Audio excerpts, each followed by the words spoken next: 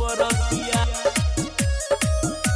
बरतिया नीलबा नाचय सोना सिवान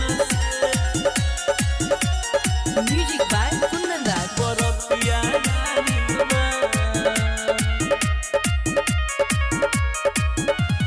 जल्दी से हो तैयारी हो नहीं तो पर जाई भारी हो।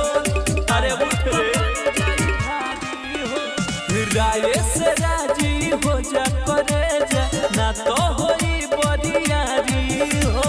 बोली कौन कवना के मौती आइल बा नाचो ये सोना सिवान से बरतिया आइल बा। सब दारन के सभतिया आइल बा नाचो ये सोना सिवान से बरतिया आइल बा।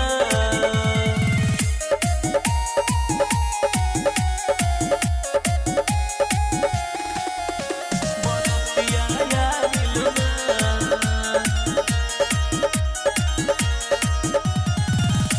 रात भर तारा से सभेली माजा गोली चली खोखा बिन के लोग होई है राजा। अरे हो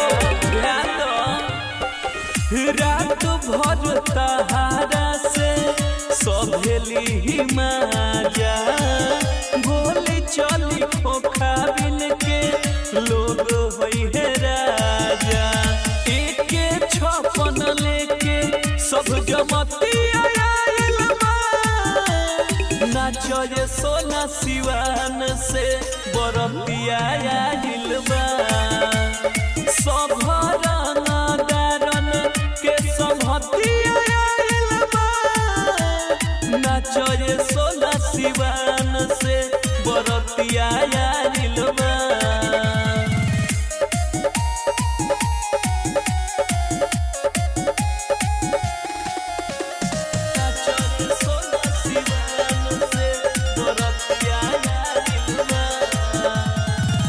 सहटा में घाटा तोरा लागी ना रे पगली ओढ़नी बिछाव पैसा आटी नहीं बगली ए हो सहटा में घाटा तोरा लागी ना रे पगली ओढ़नी बिछाव पैसा आटी नहीं बगली।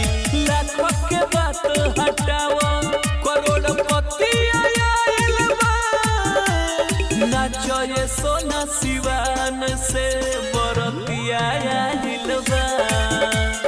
सब दारन के सभती आइल बा नाचो ये सोना सिवान से बरतिया आइल बा। यस आराधना रिकॉर्डिंग स्टूडियो रामगढ़।